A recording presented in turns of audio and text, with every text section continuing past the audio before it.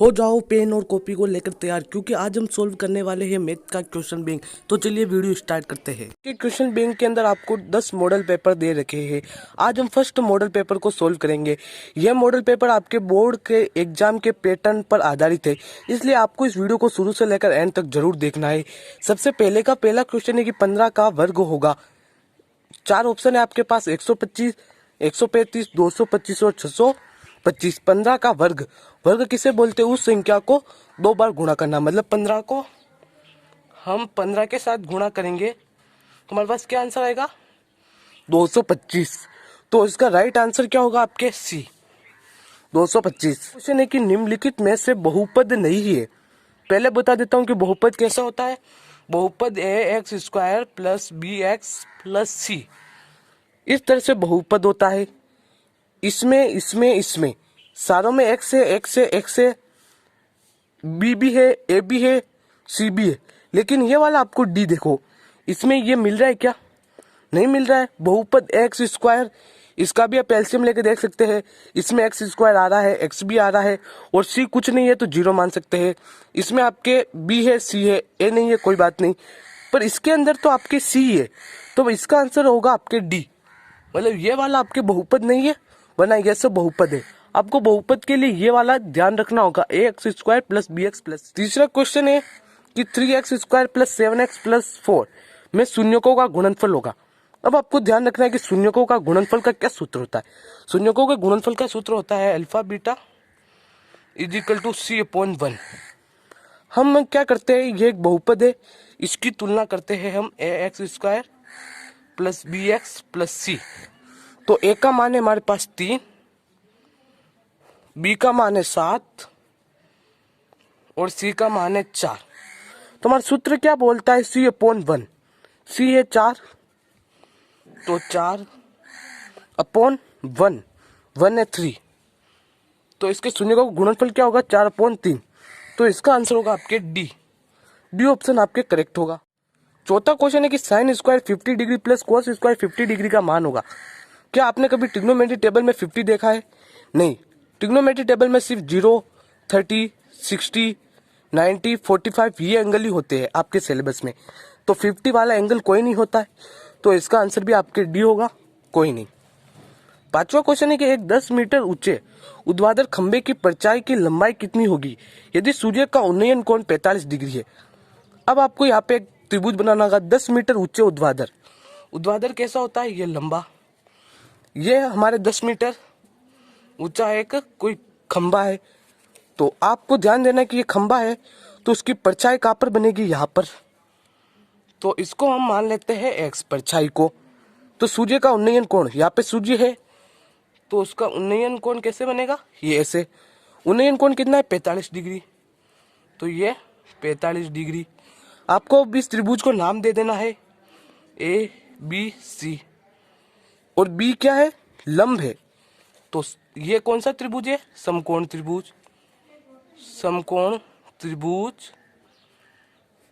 ABC में।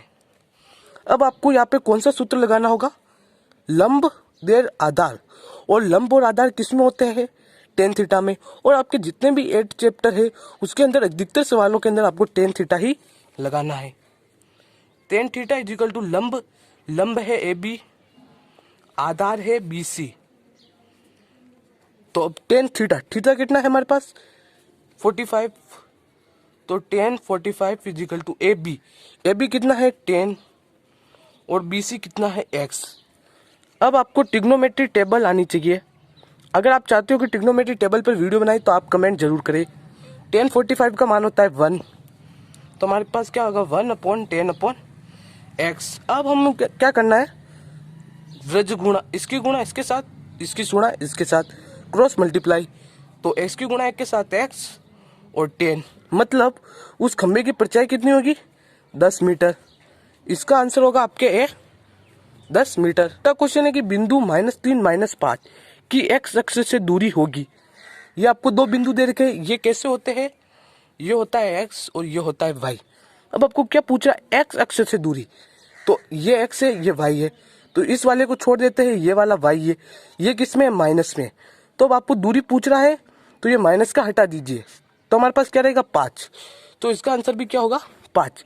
Y पूछता है तो वाई वाले को रखना है और एक्स वाला नहीं रखना है। फिर 7वां क्वेश्चन है कि आकृति में डी समांतर है बीसी के, एडी 2 सेंटीमीटर, एबी 6 सेंटीमीटर, एई 3 सेंटीमीटर हो तो एसी का मान होगा। ये आपको एक त्रिभुज है जिसके अंदर एडी का मान दे रखा है 2, एबी का मान है 6, एई का मान आपको दे रखा है 3 और एसी का मान आपको ज्ञात करना है। यहाँ पर आपको थेल्स प्रमेय आनी चाहिए। थेल्स प्रमेय क्या बोलता है, किसी त्रिभुज की दो भुजाओं के समांतर रेखा को खींचते हैं तो वे त्रिभुज की दो भुजाओं को समान अनुपात में विभाजित करती है। ये हमारी थेल्स प्रमेय है। तो हमें क्या लेना होगा, पहले ये वाला अनुपात मतलब ए डी, फिर आपको क्या करना होगा ए बी लेना होगा। ए बी किससे मिलकर बना है, ए डी और डी बी से, तो A D plus D B upon ये वाला ले लिया। अब हम ये वाला लेंगे, पहले लेंगे ए ई, फिर लेंगे ए सी किससे मिलकर बना है, ए ई और ई सी से, तो आपको लिखना होगा ए E plus E C. A D का कितना मान है हमारे पास 2 लिख दिया। फिर ए डी का मान है 2 और डी बी का मान 2 प्लस डी बी। ए ई का मान कितना है 3 और ए ई वापिस ए ई प्लस ई सी, तो ए ई है 3 और ई सी हमें ज्ञात करना है। अब आपको क्या करना है, डी बी ये ध्यान से देखिए आप, ये 6 सेंटीमीटर की पूरी लाइन है, इसमें से ये 2 चला गया तो ये कितना बचेगा 4, तो 2 प्लस 4 3 और ई सी आपको क्या करना होगा, रहने देना है ऐसे ही। तो 2 4 और 2 कितने हो गए 6, 3 प्लस ई सी। अब आपको क्या करना होगा, यहाँ पे व्रज गुणा, इसकी गुणा इसके साथ और इसकी गुणा इसके साथ, तो 2 की गुणा 3 प्लस ई सी से कराते हैं तो 3 दूनी 6 प्लस 2 ई सी और 6 की गुणा 3 से कराते हैं तो हमारे पास आएगा 18, तो 2 ई सी, ये प्लस के 6 इसको इधर माइनस में ले जाएंगे तो 18 में से 6 गए तो कितने बचे 12, तो ई सी का मान होगा 12/2। ये 2 गुणा में है, इसको हम भाग में लेके चले जाएंगे, इसको काटेंगे तो हमारे पास क्या मान आएगा 6 आ गया, ई सी का मान आ गया 6।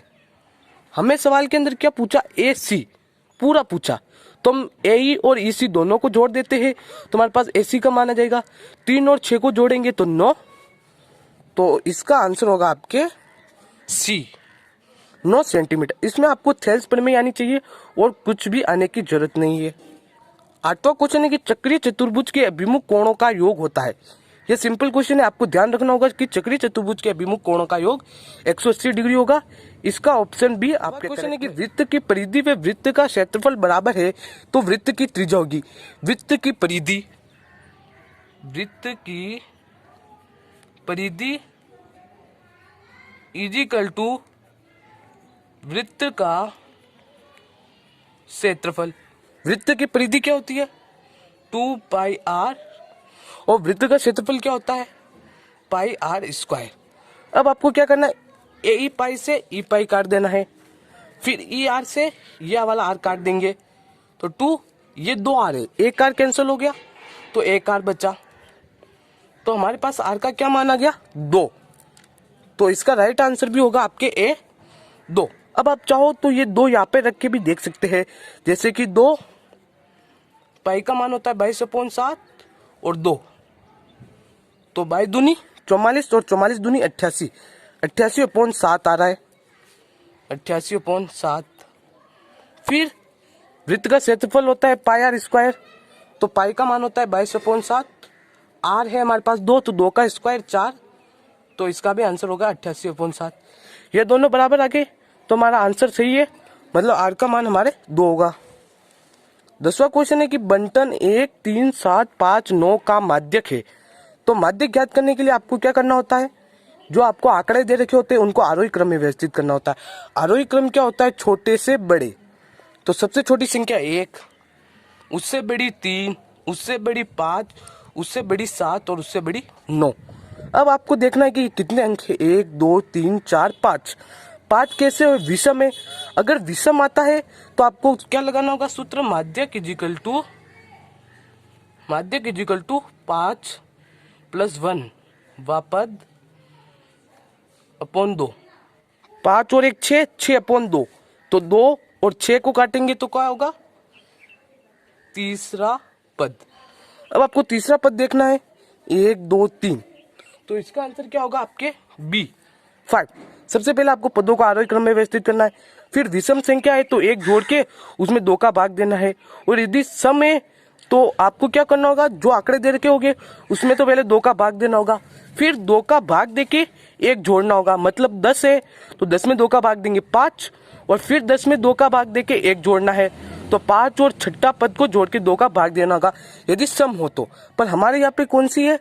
विषम है। आपके जितने भी ऑब्जेक्टिव क्वेश्चन थे वो अब समाप्त हो चुके। अब हमारा दूसरा क्वेश्चन है कि एकाधिकन पूर्वेण द्वारा 95 का वर्ग होगा।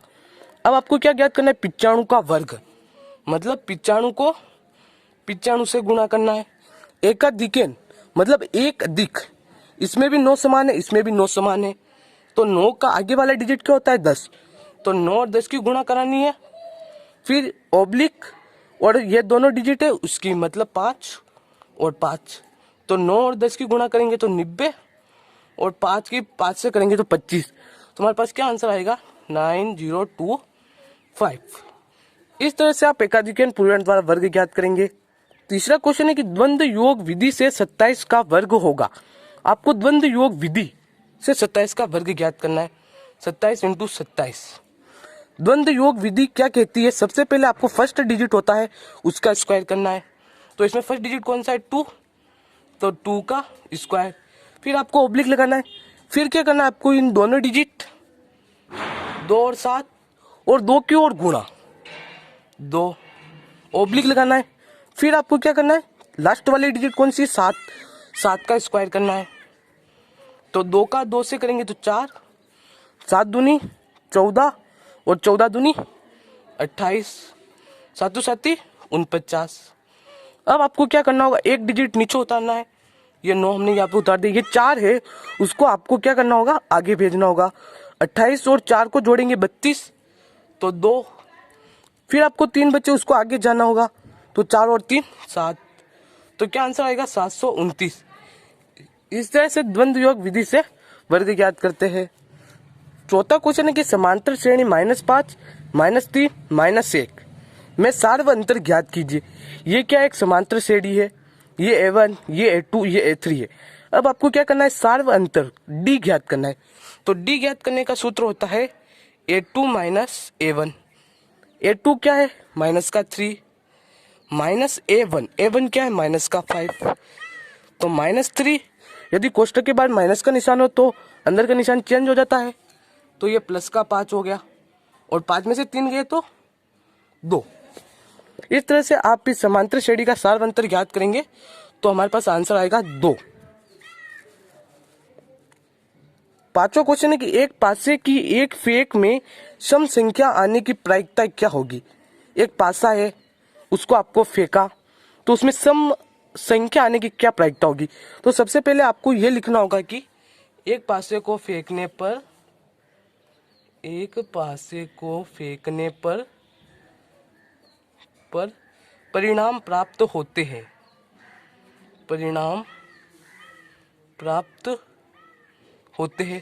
अगर आप एक पासे को फेंकोगे तो आपके पास क्या क्या डिजिट आ सकते हैं? 1 2 3 4 5 और 6। 1 2 3 4 5 6। तो हमारे पास कुल परिणाम तो है 6। कुल परिणाम आ गए हमारे पास 6। अब बारी आई सम संख्या। तो इनमें से सम संख्या कौन सी है? 1 2 है, 1 4 है और 1 6 है। मतलब 1 2 3, 3 हमारे पास सम संख्या है। तो हम लिखेंगे अनुकूल परिणाम। अनुकूल परिणाम हमारे पास है 3। अब आपको प्रायिकता का सूत्र लगाना है। प्रायिकता इज इक्वल टू अनुकूल परिणाम अपॉन कुल परिणाम। अनुकूल परिणाम कुल परिणाम अपॉन कुल परिणाम, ये होता है आपका प्रायिकता का सूत्र। अनुकूल परिणाम कितने हमारे पास 3, कुल परिणाम कितने 6। अब इसको 3 के पार्ट से काटेंगे, हमारे पास क्या आंसर आएगा 1/2। ये क्वेश्चन आपके बहुत इंपॉर्टेंट है, इसलिए इस क्वेश्चन को आपको ध्यान से करना है। छठा क्वेश्चन है कि प्रायिकता का मान रिक्त स्थान के मध्य होता है। प्रायिकता का मान 0 से 1 के मध्य होता है, मतलब प्रायिकता कभी भी 0 से छोटी नहीं होगी और 1 से बड़ी नहीं होगी। ये आपके बिल्कुल छोटा क्वेश्चन था। सातवां क्वेश्चन है कि वाहनों के लिए आवश्यक PUC का पूरा नाम लिखिए। आपको क्या लिखना है, PUC का पूरा नाम लिखना है। तो इसका आंसर होगा आपके प्रदूषण नियंत्रित प्रमाण पत्र। हर बार आपके सड़क सुरक्षा में से एक क्वेश्चन फिक्स आता ही आता है कि PUC का पूरा नाम लिखिए। तो इसका आंसर होगा आपके प्रदूषण नियंत्रित प्रमाण पत्र।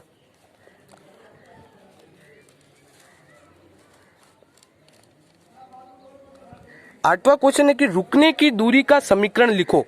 रुकने की दूरी होती है उसका समीकरण लिखना है। तो रुकने की दूरी इज इक्वल टू प्रतिक्रिया दूरी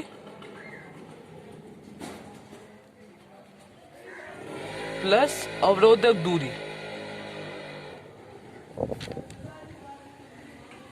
तो रुकने की दूरी का समीकरण होता है प्रतिक्रिया दूरी प्लस अवरोधक दूरी। नवा क्वेश्चन है कि बिंदुओं 2, 3 और 5, 7 के बीच की दूरी होगी। तो इसमें आपको x1 दे रखा है 2, y1 दे रखा है 3 और x2 5 और y2 7। ये आपके निर्देशांक ज्यामिति नवा चैप्टर है उसके क्वेश्चन है। अब आपको क्या लगाना होगा, दूरी सूत्र। दूरी सूत्र क्या होता है, root x² x2 minus x1 का square plus y2 minus y1 का स्क्वायर। ये होता है आपके दूरी सूत्र। x2 मतलब 5 माइनस x1 कितना है 2 का स्क्वायर प्लस y2 हमारे पास क्या है 7 माइनस y1 3 इसका स्क्वायर। तो 5 में से 2 गए तो 3 का स्क्वायर 9, 7 में से 3 गए तो 4 का स्क्वायर होता है 16। तो रूट 25। तो रूट 25 का क्या होता है आंसर 5। रूट 25 का मतलब 25 का वर्गमूल होता है 5। यह था आपके दूरी सूत्र पर आधारित एक क्वेश्चन। 10वां क्वेश्चन है कि दो समांतर रेखाओं से समान दूरी पर स्थित बिंदुओं का बिंदुपथ होगा। दो समांतर रेखाएं ये हमारे पास है, ये दो समांतर रेखाएं ये आपको दिखाई दे रही होगी। दो समांतर रेखाएं से समान दूरी पर बिंदुपथ होता है समान दूरी पर स्थित होना चाहिए। मान लीजिए हम एक बिंदु यहाँ पे लेते हैं तो ये यहाँ से तो पास में होगा पर यहाँ से दूर होगा। हम यहाँ पे लेते हैं तो ये यहाँ से पास होगा पर वहां से दूर होगा। हम बीच में लेते हैं यहाँ पर तो ये जितनी दूरी पर उतना ही है, उतनी दूरी पर उतना होगा। इस तरह से आप सभी बिंदुओं को ऐसे ऐसे करेंगे और फिर मिलाएंगे। तो इसका आंसर होगा आपके दो समांतर रेखाओं से समान दूरी पर स्थित बिंदुओं का बिंदुपथ उन दोनों रेखाओं के मध्य स्थित एक समांतर रेखा। यह आपके 10वां क्वेश्चन है लोकस बिंदुपथ।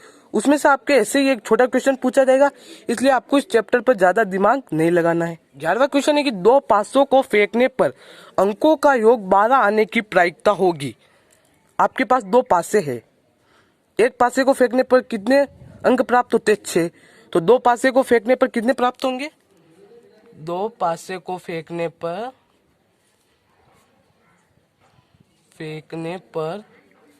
कुल परिणाम प्राप्त होते हैं।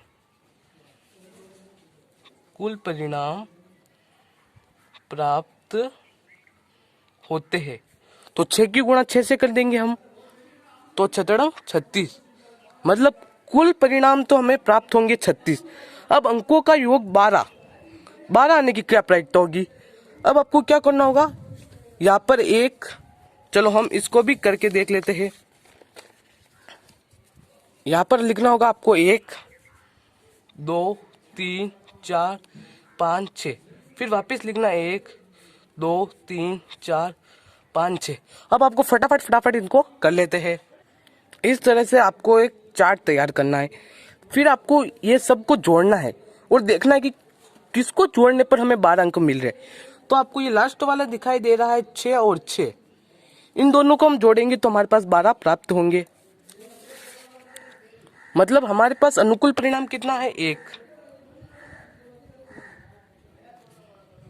अनुकूल परिणाम है हमारे पास 1। तो इसकी प्रायिकता होगी आपको सूत्र लगाना है अनुकूल परिणाम अपॉन कुल परिणाम। अनुकूल परिणाम कितना है, 1, और कुल परिणाम कितना है हमारे पास 36। 12वां क्वेश्चन है कि द्वंद्व योग विधि से 6889 का वर्गमूल ज्ञात कीजिए। आपको द्वंद्व योग विधि, तो सबसे पहले आपको कुछ नहीं करना है, जैसे 3 बॉक्स तैयार करने हैं, फिर एक बीच में से लाइन करनी है, फिर आपको 2-2 के ग्रुप बनाने हैं। ये 89 का ग्रुप, ये 68 का ग्रुप। एक ग्रुप को आपको यहाँ पे लिखना है, बाकी का ये ग्रुप है उसको आपको इस डिब्बे में लिखना है। अब आपको ऐसी संख्या सोचनी है जिसका स्क्वायर 68 के पास हो। तो 8 का स्क्वायर होता है 64, तो हमें यहाँ पे लिखना है 8। फिर आपको 8 में 2 का गुणा करना है, मतलब जो भी डिजिट है उसका 2 का गुणा करके आपको यहाँ पे लिखना है। तो 8 की गुणा 2 से करेंगे तो 16। देखो 8 2 8 64, 68 में से 64 गए तो 4, तो जो बच रहा है उसको हम यहाँ पे लिखेंगे। तुम्हारे पास क्या आंसर आएगा, 48। जो 48 आया है उसमें 16 का भाग देना है, तो कितनी बार जाएगा, 16 या 48। और फिर ये 0 बचा तो 0 9, जो बचा जो इसका स्क्वायर करना है, तो 3 का स्क्वायर होता है 9, और 0 9 में से 0 9 गए तो 0, तो आपको पॉइंट में 0 लिखना है। तो इसका क्या आंसर होगा, 83। द्वंद्व योग विधि से वर्गमूल इसी तरह से याद करते हैं। 13वां क्वेश्चन है कि एक द्विघात बहुपद x² + 7x + k में शून्यकों का योग व गुणनफल ज्ञात करना है आपको। तो सबसे पहले आपको a कितना दे रखा है इसके अंदर, a 1 b 7 और c k। x² + bx + c से इसकी तुलना करेंगे तो तुम्हारे पास a का मान 1, b का 7, c का k आएगा। शून्यकों का योग, शून्यकों का योग होता है अल्फा + बीटा = -b/1। -b 7 और ये माइनस, तो माइनस का 7 अपॉन 1। ए का मान 1 था तो ये। अब हमें क्या याद करना है, शून्यकों का गुणनफल। शून्यकों का गुणनफल क्या होता है, अल्फा बीटा = c/1। c का क्या मान है, k, और a का क्या मान है, a। तो शून्यकों का योग तो होगा -7/1 और शून्यकों का गुणनफल होगा k/1। 14वां क्वेश्चन है कि रैखिक समीकरण 2x + y - 8 = 0 x को काटती है तो उस बिंदु के निर्देशांक ज्ञात करो। तो सबसे पहले आपको ये -8 है उसको इधर लेके चले जाना है, तो 2x + y = 8। अब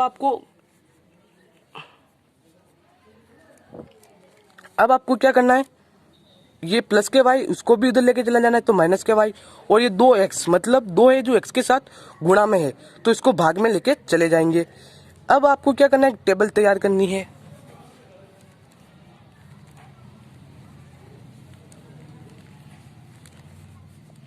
ऊपर x लिखना है, नीचे y लिखना है। अब हम y का मान 0 रखते हैं, तो 8 में से 0 गया तो 8, और 2 का भाग देंगे 8 में तो 4। अब हम y का मान 2 रखेंगे, तो 8 में से 2 गए तो 6, और 6 में भाग देंगे 2 का, तो 3 बार। फिर हम क्या रखेंगे, y का मान 4, तो 8 में से 4 गए तो 4, और अब 2 का भाग देंगे 4 में 2 बार। फिर y का मान रखना है आपको 6, तो 8 में से 6 गए तो 2, और 2 का भाग देंगे 2 में तो 1 बार। फिर आपको y का मान रखना है 8 में से 8 गए तो 0, 0/2 मतलब 0। ये टेबल तैयार कर ली। अब आपको क्या करना होगा, एक ग्राफ लेना होगा और ग्राफ पर इस क्वेश्चन को सोल्व करना होगा। हमारे पास ये सब हमारे पास मान आए थे। हमने 0 रखा तो 4 आया, 2 रखा तो 3 आया, 4 रखा तो 2 आया, 6 रखा तो 1 आया, 8 रखा तो 0 आया। अब आपको क्या करना है, ग्राफ लेना है। ये रहा ग्राफ और उस पर जो भी मान आए उन सभी मानों को मैंने अंकित कर दिया है। ये एक्स अक्ष, ये एक्स डैश, ये वाई और ये वाई डैश, जो भी मान थे हमने सब यहाँ पे अंकित कर लिया। अब वो बिंदु देखो जो वाई से गुजर रहा है, तो ये देखो बिंदु ये वाई रेखा पर गुजर रहा है। वो बिंदु कौन सा है, 0 और 8। तो इस क्वेश्चन का आंसर भी होगा आपके 0 और 8।